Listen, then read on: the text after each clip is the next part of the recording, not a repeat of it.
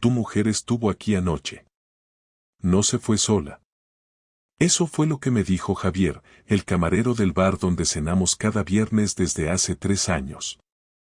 Me lo soltó sin anestesia, mientras servía mi caña, como quien comenta que va a llover mañana. Y no lo dijo en tono chismoso, ni buscando bronca. Me lo dijo como un colega que te da una bofetada antes de que hagas el ridículo en público. ¿Perdona? Pregunté, pensando que quizás se había confundido. Estuvo aquí con otro. Me cortó. Un tío alto, delgado, barba de 3 días. Se sentaron en la mesa del fondo.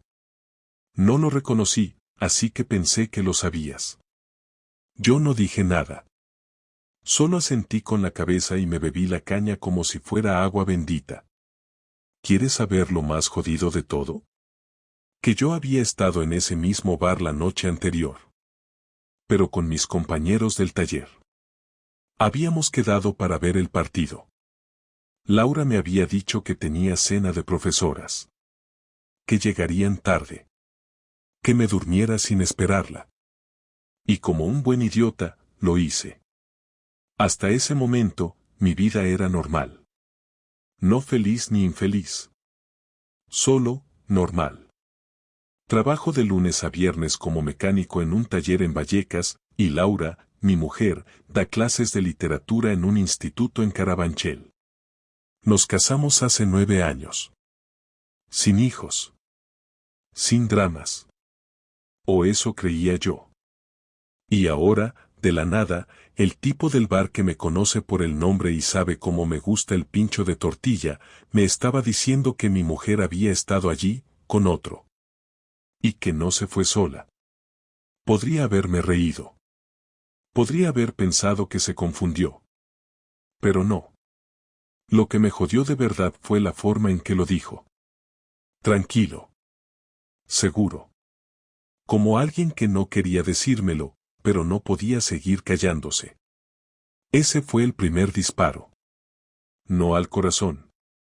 A la confianza. Que, créeme, duele más. No fui a casa directamente. Di vueltas en el coche durante más de 1 hora, fumando como en los viejos tiempos, con la radio apagada. Cuando llegué, Laura ya estaba dormida. O fingía estarlo. Yo la miré desde la puerta del dormitorio. Parecía tranquila. Como si no hubiera roto un plato. Pero ya nada iba a ser igual. Yo no soy detective. Ni vengativo por naturaleza. Pero si me tratas como un tonto, te vas a enterar de lo que pasa cuando un tonto se despierta. Volví a ese bar el miércoles siguiente, como si nada hubiera pasado, mismo horario, misma barra, misma caña. Javier me saludó con la mirada, pero no dijo nada. No hacía falta. Ya había soltado la bomba, ahora me tocaba a mí decidir qué hacer con los escombros. Observé con atención la mesa del fondo, donde según él se habían sentado Laura y el otro. Había una pareja de chavales comiendo una hamburguesa. Nada especial. Pero yo me los quedé mirando igual, como si me pudieran dar alguna pista. La cabeza no me daba tregua. Me pasé todo el día repasando las últimas semanas, los turnos que había cambiado sin motivo, las duchas tardías antes de salir, el perfume nuevo que apareció sin que yo preguntara, las bromas que ya no hacían gracia, el móvil que ahora siempre iba con ella hasta el baño. Pero aún así no tenía pruebas. Solo una frase del camarero y una sospecha que me carcomía. No soy de los que revisan teléfonos, ni de los que ponen micrófonos. Pero hay formas más limpias de saber lo que uno necesita saber. Así que al día siguiente, me tomé la mañana libre en el taller. Le dije a Laura que tenía revisión médica. Ella ni levantó la vista del portátil. Vale, suerte, me dijo sin dejar de teclear. Esperé a que saliera hacia el instituto. 15 minutos después, bajé yo, subí al coche y la seguí. No era difícil. Ella no sabía que yo la seguía, y yo ya conocía su rutina. O al menos, eso pensaba. Porque no cogió el camino habitual hacia el instituto. En lugar de ir por la 42, tiró hacia el centro, metiéndose en calles con tráfico que normalmente evita. Pensé que igual tenía alguna reunión fuera o algo escolar, pero entonces se detuvo frente a un edificio que no conocía, un bloque de pisos en lavapiés, de esos con el portal antiguo, sin portero. Se bajó del coche y esperó un par de minutos. No miró el móvil. No parecía nerviosa. A los pocos segundos, un hombre bajó del portal. Alto, flaco, algo más joven que ella, barba corta, gafas. Se acercaron sin prisa, se saludaron con un beso largo, sin urgencia, pero tampoco con disimulo. Luego se metieron juntos en el edificio. No miraron hacia atrás. Me quedé dentro del coche, las manos en el volante, sin moverme.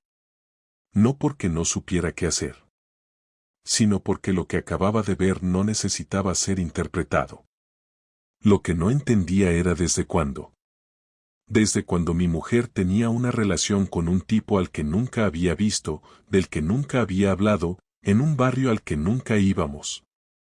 Y lo más jodido, cómo había conseguido fingir tan bien durante tanto tiempo.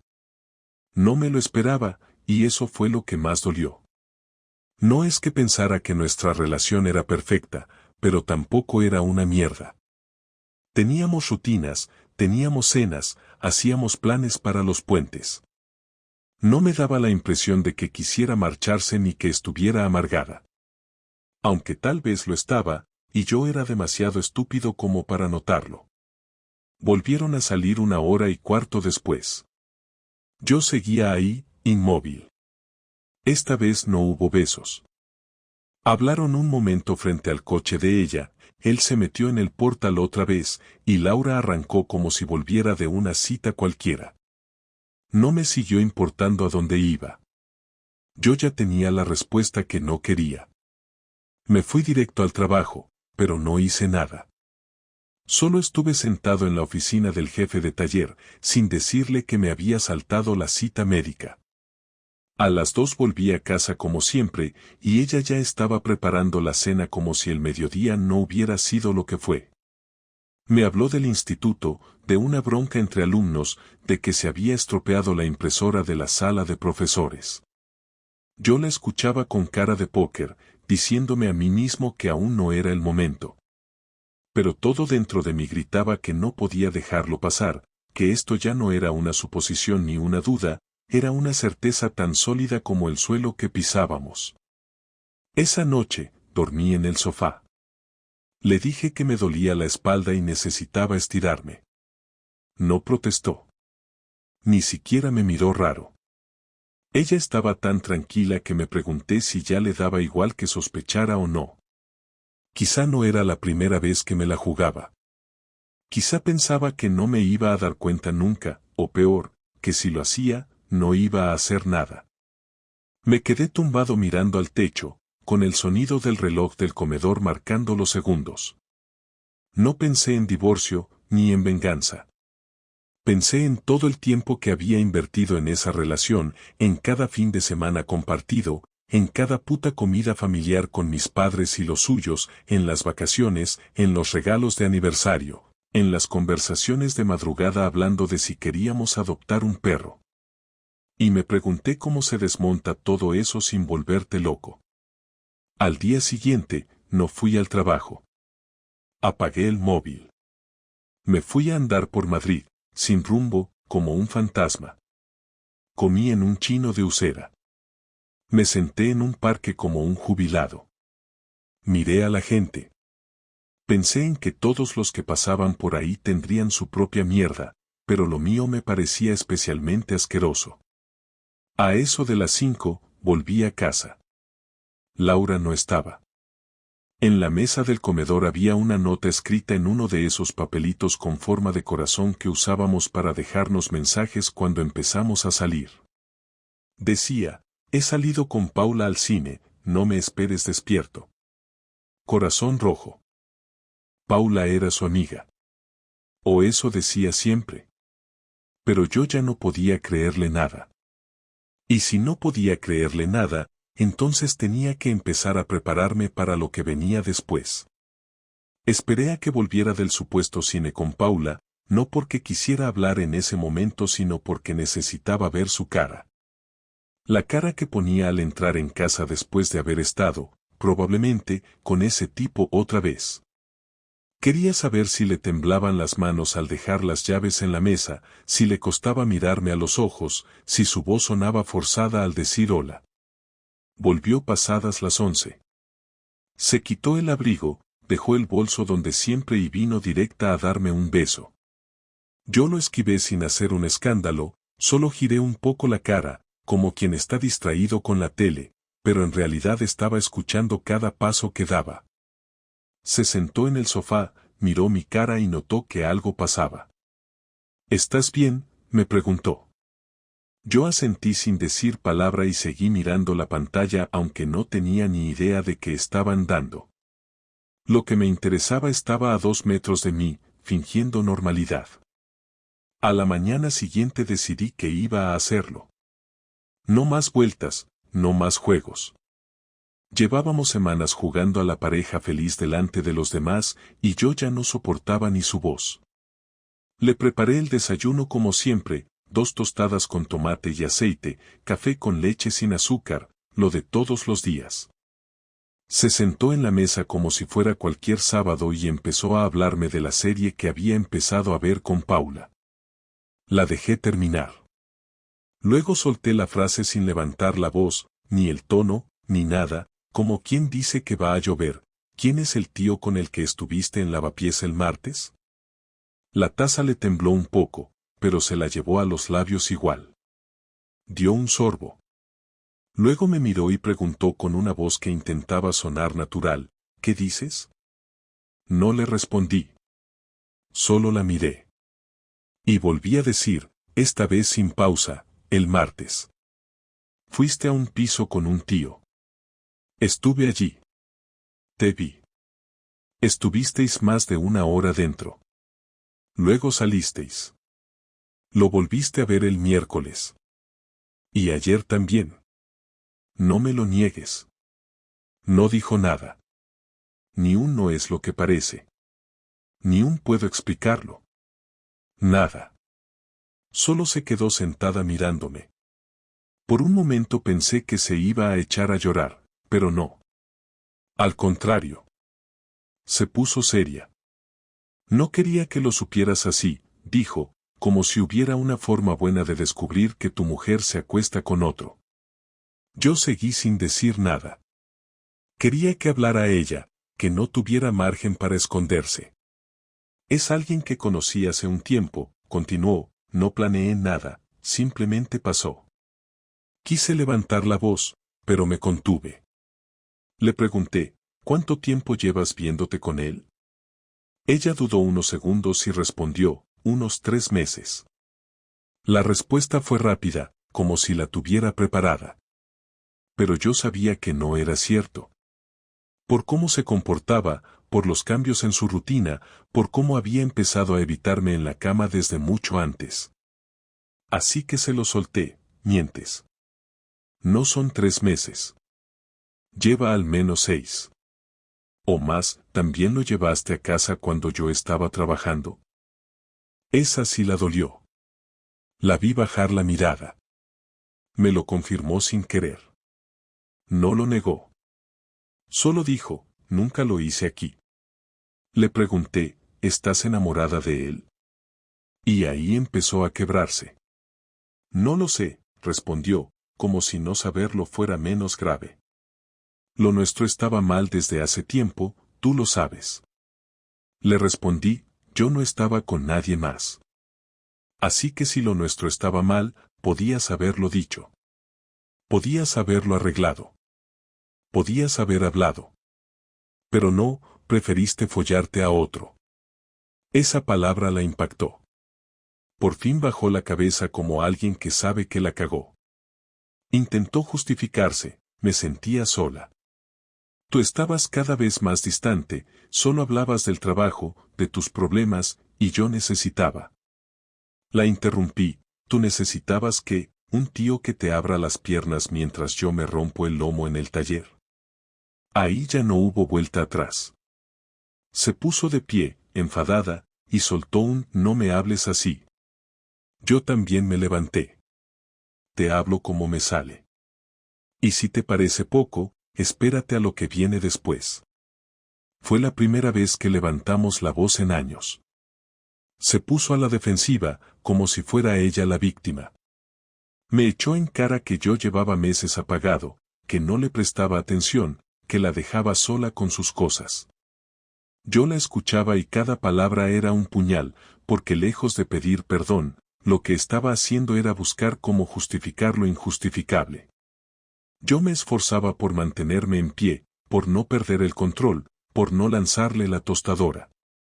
No porque me arrepintiera, sino porque no valía la pena.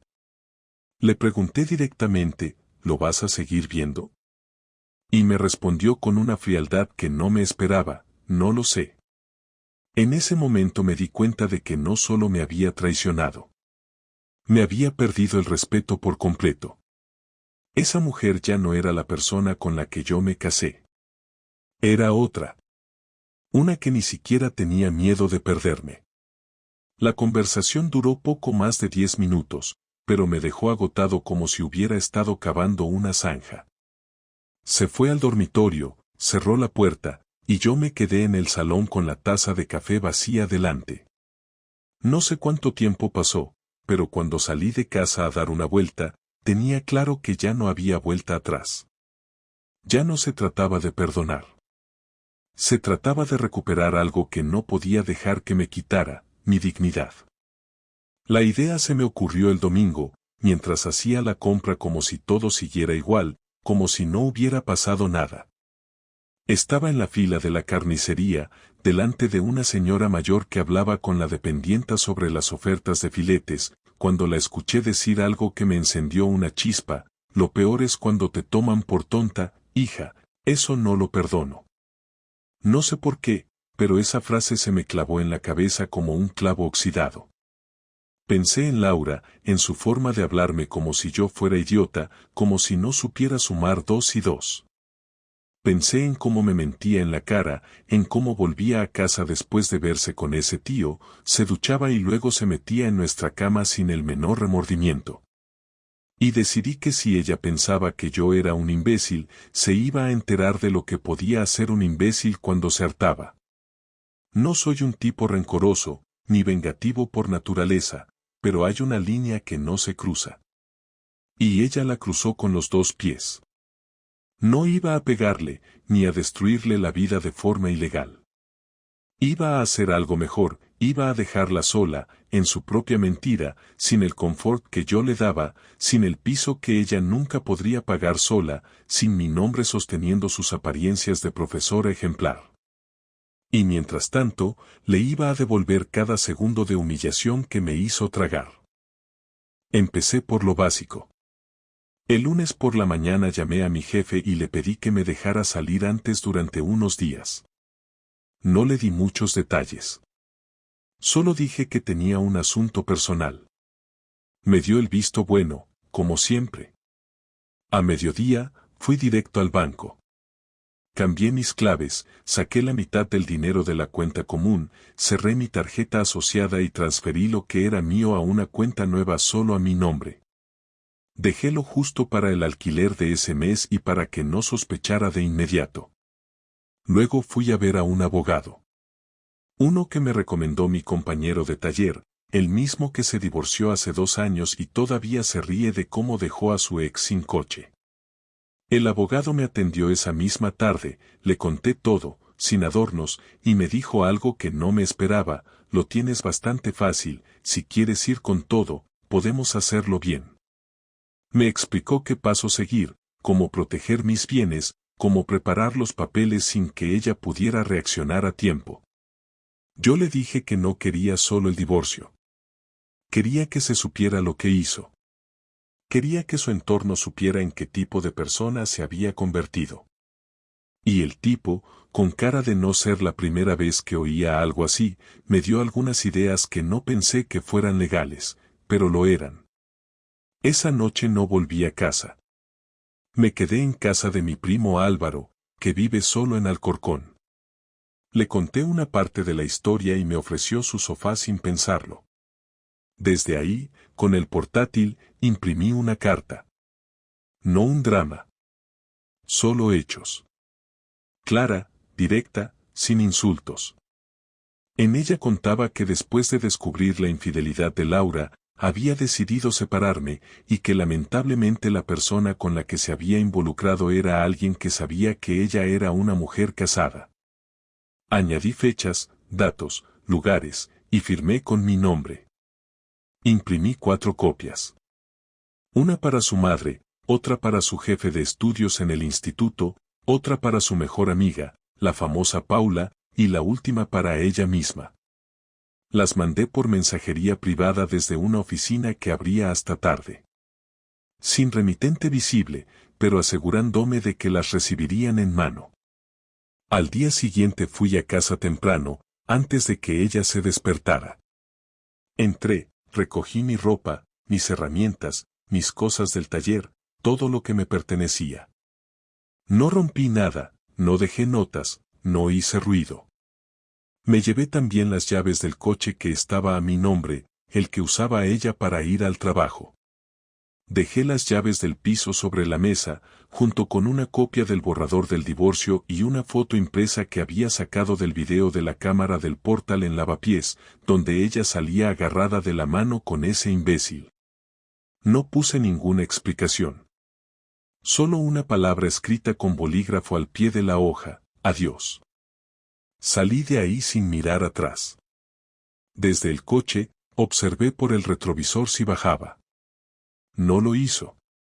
Supuse que estaría aún dormida, sin saber que su burbuja estaba a punto de estallar.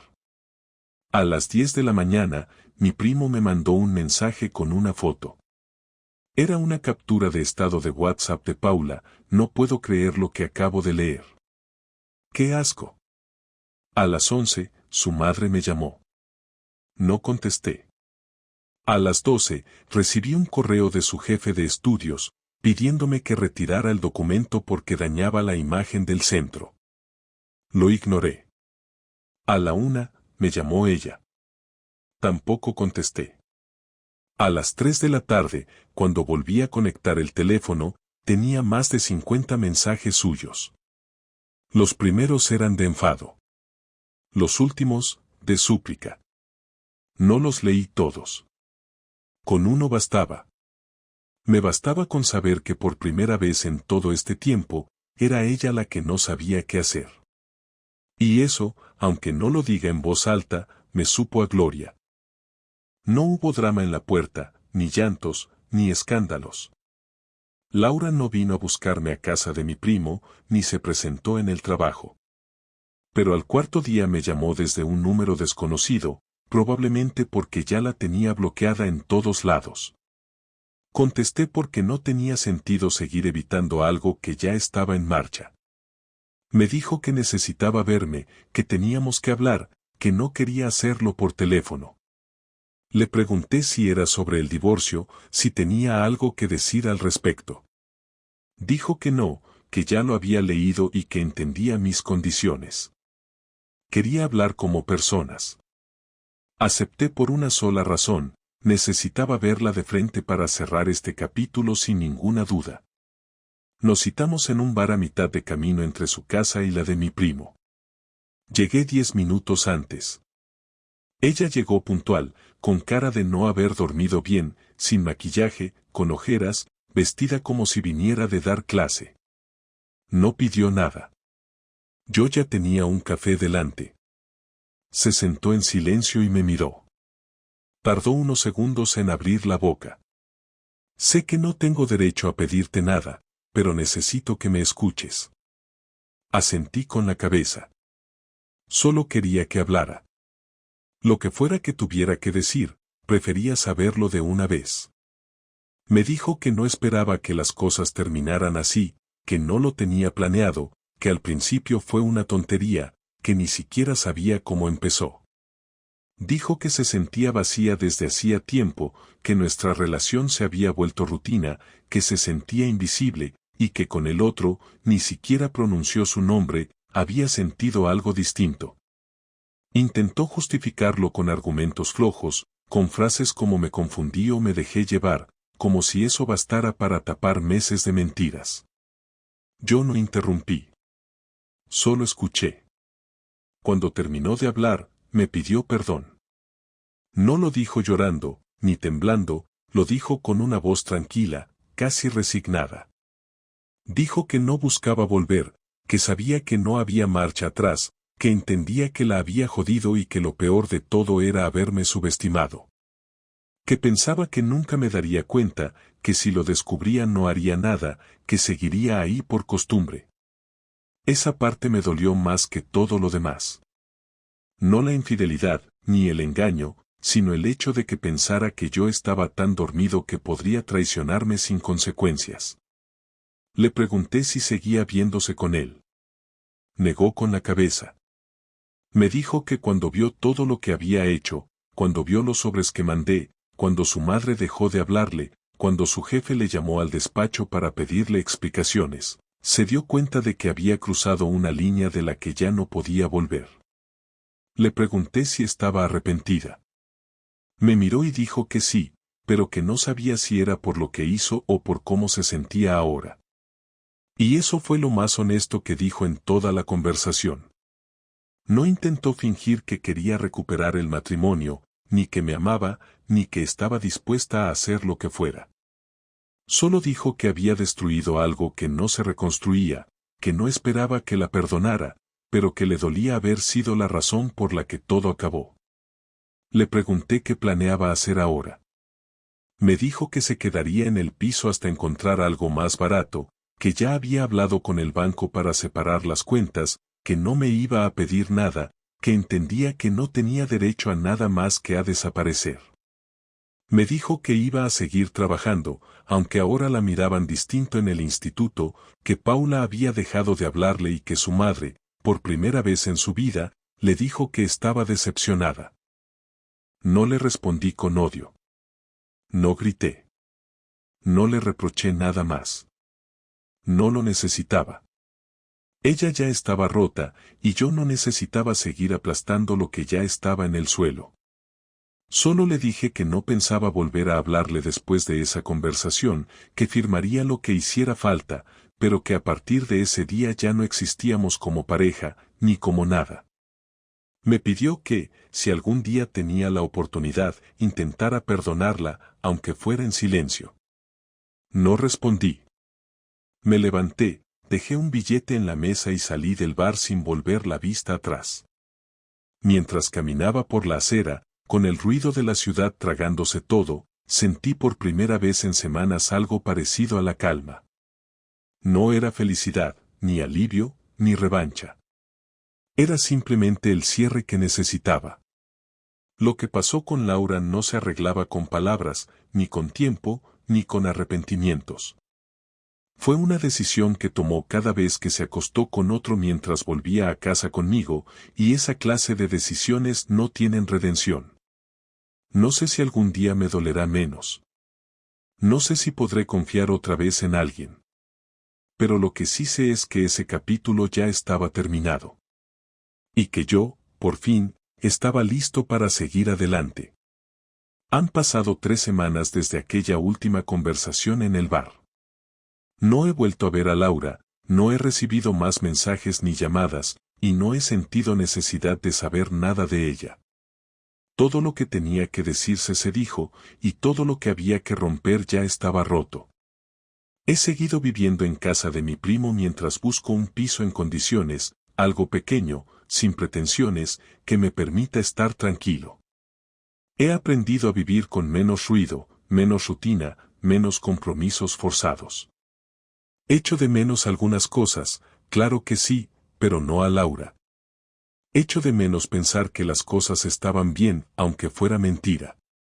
Echo de menos la comodidad de no tener que cuestionarme nada. Pero ahora prefiero la verdad incómoda a seguir en una vida donde me miraban a la cara con desprecio y me mentían con una sonrisa. He vuelto al taller con más ganas de lo que pensaba. Mis compañeros saben que algo pasó, pero no preguntan. Uno de ellos me dijo hace poco, tienes otra cara. No supe si lo dijo como cumplido o como señal de que me notaba distinto, pero tenía razón. Estoy cambiando, poco a poco, sin hacer escándalo. Salgo más a menudo, me junto con gente con la que antes apenas hablaba, incluso he retomado el contacto con un par de amigos que había dejado de ver por estar siempre pendiente de lo que quería ella. Me he dado cuenta de que durante años viví como si todo girara en torno a mantener algo que ni siquiera sabía si valía la pena. Ahora que todo se cayó, puedo ver con claridad que muchas de las cosas que sostenía eran solo por miedo a perderlas, no porque realmente las quisiera. No me considero una víctima. No me paso el día repitiendo que me hicieron daño. Me pasó algo que le puede pasar a cualquiera, y lo enfrenté como pude. Cometí errores también. Fui ingenuo, confié demasiado, me desconecté de mi propia vida mientras intentaba mantener la de los dos en pie. No quiero romantizar el dolor, ni hacerme el sabio después del golpe, pero si algo he aprendido es que uno no puede dormirse creyendo que todo está asegurado. Si alguien quiere joderte la vida, lo hará sin avisar, sin razones claras, y sin pensar en las consecuencias. Y si no estás preparado, te pasa por encima. He pensado muchas veces en qué habría pasado si no me hubiese enterado. Si el camarero no me dice nada. Si no la sigo aquel martes. Si me quedo sentado creyendo que era solo una mala racha. Me aterra pensar que podría haber seguido en esa mentira durante años. Que podría haber envejecido al lado de una persona que me engañaba sin culpa. Y por eso, aunque parezca raro, le agradezco a Javier haberme dicho aquella frase tan simple. Fue un golpe seco, pero necesario. Me abrió los ojos, y aunque lo que vi fue una mierda, al menos ahora sé dónde estoy parado. El proceso de divorcio sigue en marcha. No hay discusiones ni obstáculos. Laura aceptó todas las condiciones sin protestar. No sé si es por culpa, por cansancio o porque ya no le importa nada. Me da igual. No busco complicaciones. Solo quiero que esto acabe y poder cerrar todo de forma oficial. Lo que tuvimos ya no existe. No quedan recuerdos que valgan. Los objetos, las fotos, los aniversarios, todo quedó atrás. No los quemé, no los rompí, no hice nada dramático. Simplemente los dejé donde estaban y me fui. Porque cuando algo muere de verdad, no hace falta enterrarlo con ceremonia. No tengo intención de vengarme más. Lo que hice fue suficiente. Ella sintió el golpe, la vio venir de frente y no pudo esquivarla. Se quedó sola, con su decisión, con sus consecuencias, y con su nueva reputación entre los que creían que era alguien diferente. A mí ya no me interesa si está con él, si se arrepiente, si llora por las noches o si está rehaciendo su vida. Me es indiferente. Y eso, quizás, sea el mejor final. No odio, no amor, no rencor. Solo indiferencia. Porque alguien que te traiciona no merece ocupar espacio en tu cabeza más de lo necesario. Ahora empiezo de cero. No tengo grandes planes, no me he metido en un gimnasio ni he abierto una cuenta de autoayuda en redes sociales. Solo estoy intentando volver a ser yo sin tener que justificarme ante nadie. Salgo a andar cuando me da la gana, como lo que quiero, y si me apetece quedarme todo el domingo en la cama viendo vídeos estúpidos, lo hago. Me he quitado de encima una carga que no sabía que llevaba. Y eso se nota. Me siento más ligero, más honesto conmigo mismo. Más en paz. Supongo que esto es lo que se siente al soltar algo que ya no servía. No hay fuegos artificiales ni aplausos. Solo silencio. Y ese silencio, por primera vez, no me molesta.